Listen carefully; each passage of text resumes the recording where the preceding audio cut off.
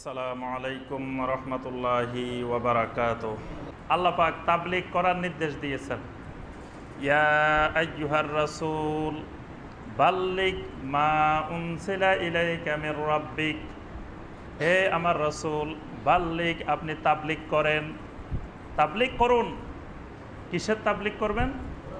মা উনসিলা ইলাইকা মির রাব্বিক, আপনার রবের পক্ষ থেকে যা কিছু আপনার উপরে নাজিল করা হয়েছে। কি কি নাজিল করা হয়েছে? কোরআন এবং সুন্নাহ দুইটাই নাজিল করা হয়েছে, শুধু কোরআন না। কোরআন ওহিয়ে মাতলু, সুন্নাহ হলো ওহিয়ে গায়রে মাতলু। তাহলে দুইটাই নবী সাল্লাল্লাহু আলাইহি ওয়াসাল্লামের উপরে নাজিল করা হয়েছে। এই দুইটার তাবলীগ করার জন্য আল্লাহ পাক নির্দেশ দিয়েছেন। তাহলে কোরআনে কারিমের যেই আয়াত আমি শিখব, জানব, বুঝবো, এটা নিজে আমল করব এবং অন্যের কাছে সেটার তাবলীগ করব, পৌঁছায় দিব। ঠিক নবী সাল্লাল্লাহু আলাইহি ওয়াসাল্লামের সুন্নাহ হাদিস, সহিহ হাদিস যেটা আমি জানব, শিখব, সেটা আবার অন্য মুসলিমের কাছে পৌঁছায় দিব। এই পৌঁছানোটার নামই হলো তাবলীগ। তবে তাবলীগের ক্ষেত্রে সতর্ক থাকতে হবে যে তাবলীগ ওহী হবে, তাবলীগ ওহী, তাবলীগ হবে মা উনজিলা ইলাইকা মির রাব্বিক, কোরআনের তাবলীগ এবং সহিহ সুন্নাহর তাবলীগ। আবার তাবলীগ করতে যাই, মুরব্বির তাবলীগ করা যাবে না, যে আমাদের মুরব্বি বলছেন এটা পৌঁছাই দিলাম। তো মুরব্বির কথা পৌঁছানোর দায়িত্ব আমাকে আপনাকে দেওয়া হয় নাই। আমাকে আপনাকে দায়িত্ব দেওয়া হয়েছে আল্লাহর কথা পৌঁছানোর জন্য, আল্লাহর রাসূলের কথা পৌঁছানোর জন্য। এই যে আমরা তাফসির করি, এটা কি তাবলীগ না? এটাই অরিজিনাল তাবলীগ, আসল তাবলীগ, যে আমরা আল্লাহর কথা আল্লাহর বান্দাদের কাছে পৌঁছাচ্ছি, এটার নাম তাবলীগ। তা আল্লাহর কথা বাদ দিয়ে, রাসূলের কথা বাদ দিয়ে যদি পীর সাহেবের কথা পৌঁছাইতে থাকি, সেটা তাবলীগ না। যদি মুরব্বির কথা পৌঁছাইতে থাকি, সেটা তাবলীগ না। তাবলীগ হলো মা উনজিলা ইলাইকা মির রাব্বিক। এই আয়াত মুখস্থ করে রাখবেন যে তাবলীগ হবে আল্লাহর কথাগুলার তাবলীগ, আল্লাহর কথা আল্লাহর বান্দাদের কাছে পৌঁছাই দেওয়া, আল্লাহর রাসূলের কথা রাসূলের উম্মতদের কাছে পৌঁছাই দেওয়া। তাহলে এই পৌঁছানোর কাজটা শুরু করতে হবে কোথা থেকে? আমি কোরআনের একটা আয়াত জানলাম বা কিছু শিখলাম, শেখার পরে কি এটা পৌঁছানোর জন্য প্রথমে জাপান চলে যাব নাকি? কোথায় যাব? সর্বপ্রথম ঘরে, পরিবার থেকে দাওয়াত ও তাবলীগ শুরু করতে হবে। নবী সাল্লাল্লাহু আলাইহি ওয়াসাল্লাম নবুয়ত লাভের পরে, নবুয়ত লাভ করছেন কোন জায়গায়? মক্কাতে, হেরা গুহাতে। আচ্ছা, সেখানে নবুয়ত পাওয়ার পরে নবী সাল্লাল্লাহু আলাইহি ওয়াসাল্লাম এই নবুয়তের দাওয়াত নিয়ে সর্বপ্রথম কি আবিষে নিয়ে চলে গেছেন? কোথায় দাওয়াত দেওয়া শুরু করছেন? নবী সাল্লাল্লাহু আলাইহি ওয়াসাল্লাম ঘরে এসে সর্বপ্রথম স্ত্রীর কাছে, খাদিজা রাদিয়াল্লাহু তাআলা আনহার কাছে দাওয়াত দিলেন। তারপরে নিজের পরিবারের অন্যান্য সদস্যদের কাছে, আত্মীয় স্বজনের কাছে, প্রতিবেশীর কাছে, তাদের কাছে তো দাওয়াত দিয়েছেন। নবী সাল্লাল্লাহু আলাইহি ওয়াসাল্লাম এই নবুয়ত পেয়ে কিন্তু মক্কা থেকে হিজরত করে তখন আবিসিনিয়া চলে যান নাই, রোম চলে যান নাই, বা অন্য দেশে চলে যান নাই। দাওয়াতটা শুরু করেছেন ঘরের মধ্যে। এখন আমরা এই তাবলীগ, ওহির তাবলীগ, কোরআন সুন্নাহর তাবলীগ শুরু করতে হবে কোথা থেকে? ঘর থেকে। আমার ঘরের সবাই গোমরাহ, আমি নামাজি, বউ নামাজ পড়ে না, এরকম অসংখ্য ভাই আছেন এখানে, আছেন না? মনে কষ্ট নেবেন না, অরিজিনাল কথা, সঠিক কথা। হিসাব নিলে কয়জনের ভাবি নামাজ পড়ে? আমি যদি জিজ্ঞাসা করি যে ভাবি নামাজ পড়ে কিনা, ভাবি ফজরের সময় উঠে কিনা, অনেক ভাইয়ের খবর পাওয়া যাবে যে ভাই ফজরের নামাজে প্রথম কাতারে, ভাবি ঘুম থেকেই উঠে নাই। আছে না? মাশাআল্লাহ, বোঝা যাচ্ছে, সবার কণ্ঠস্বরে বোঝা যাচ্ছে ম্যাক্সিমাম আছে। তারপরে অনেকেই মসজিদে নামাজ পড়তেছি, মেয়ে নামাজ পড়ে না, ছেলে নামাজ পড়ে না। আমি এখানে মসজিদে প্রথম সারিতে এসে বসে আছি, আমার ছেলে ঘুম থেকে উঠে নাই, মেয়ে ঘুম থেকে উঠে নাই, ছেলের বড়া ঘুম থেকে উঠে নাই, নাতি নাতনির নামাজের খবর নাই। এমনি আমি দিনের বড় মুরব্বী। অনেকে আবার ইমানেরও বিরাট মেহনত করতেছি, কিন্তু মেহনত শুধু নিজের মধ্যে আর বিদেশে, পরিবারে মেহনত নাই। এজন্য আল্লাহর দ্বীনের কোরআন সুন্নাহর তাবলীগ, নবীওয়ালা পদ্ধতি, সুন্নত পদ্ধতি হলো নিজের ঘরে শুরু করতে হবে। আল্লাহ পাক ইরশাদ করেছেন, ইয়া আইয়ুহাল্লাযীনা আমানু কু আনফুসাকুম ওয়া আহলিকুম নারা।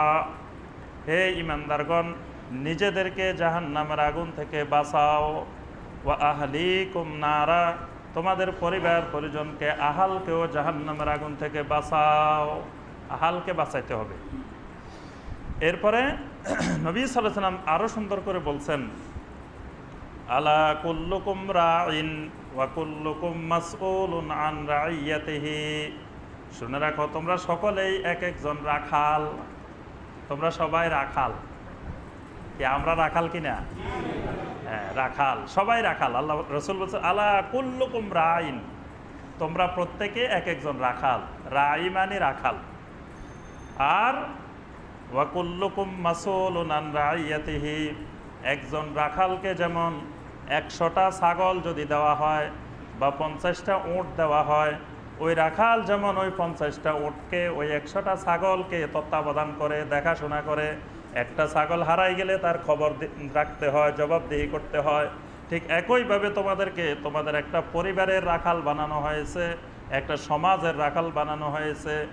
বিভিন্ন এলাকা অঞ্চলে তুমি এক একজন রাখাল হিসেবে দায়িত্ব পালন করছো। ওই পরিবারে, ওই এলাকায়, ওই অঞ্চলে তোমার তত্ত্বাবধানে যারা আছেন, এরা যদি কোনো ব্যাপারে দ্বীনের বিরোধিতা করে, দ্বীনের নাফরমানি করে, দ্বীন লঙ্ঘন করে, এই সব ব্যাপারে তোমাকে আল্লাহর কাছে জবাবদিহি করতে হবে। এই রাখালের এমনি ছেড়ে দেওয়া হবে না যে আমার আন্ডারে, এই রাখালের আন্ডারে একটা পরিবারের আমরা সবাই প্রধান, এক পরিবারের এক একজন রাখাল। আমার এই রাখালের আন্ডারে একজন স্ত্রী আছেন, স্ত্রী হইলেন স্বরাষ্ট্রমন্ত্রী, নাকি? আপনার ঘরটাই একটা রাষ্ট্র, পরিবারটাই একটা রাষ্ট্র। সেখানে আপনার স্ত্রী, ছেলে, মেয়ে, ছেলের বউ, নাতি নাতনি, এদেরকে নিয়ে আপনার একটা রাষ্ট্র, একটা সমাজ। এই সমাজের আপনারা অধীনে যতজন আছেন, এই সবার ব্যাপারে আপনাকে আমাকে আল্লাহর কাছে জবাবদিহি করতে হবে। এই জন্য আমরা যারা তাফসিরের শ্রোতা, যারা দর্শক, তাদেরকে এই তাফসিরের শুরুতেই এই বিষয়টি স্মরণ করিয়ে দিব যে আমরা একটু গভীরভাবে পরিবারের দিকে নজর দিই। সবাই যদি সবার পরিবারের দিকে একটু নজর দিই, সব পরিবার যদি ঠিক হয়ে যায়, তো পুরো দেশে তো ঠিক হয়ে যাবে। কি বলেন? প্রত্যেকের পরিবার যদি ইসলামী পরিবার হয়ে যায়, তো ওই দেশটাই তো ইসলামী দেশ হয়ে যাবে। ইসলামী দেশ বানানোর জন্য, ইসলামী রাষ্ট্র বানানোর জন্য তো মানুষ মারার দরকার নাই, সন্ত্রাস করার দরকার নাই। আমার আপনার পরিবারটাই যদি ইসলামী হয়ে যায়, কোরআন সুন্নাহর হয়ে যায়, পরিবারের সবাই যদি নামাজি হয়ে যায়, পরিবারের সবাই দিনদার হয়ে যায়, তো বাংলাদেশ তো এমনিই দিনদার রাষ্ট্র হয়ে যাবে, ইসলামী রাষ্ট্র হয়ে যাবে, সব হয়ে যাবে।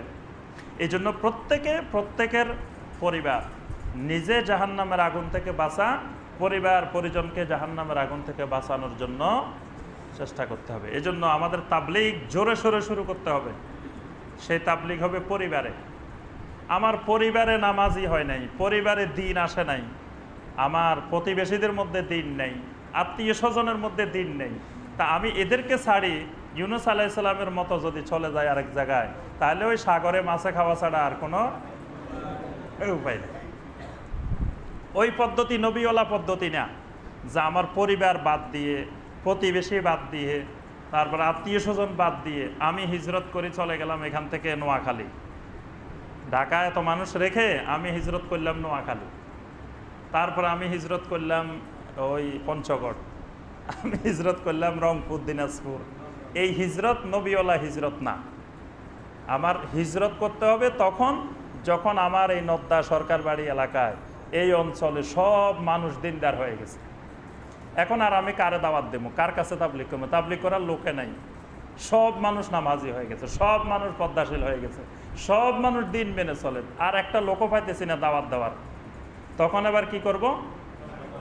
এবার আশেপাশে বিভিন্ন অঞ্চলে নারায়ণগঞ্জ চলে যাব, এদিকে নরসিংদী চলে যাব, মানিকগঞ্জ চলে যাব, গাজীপুর চলে যাব।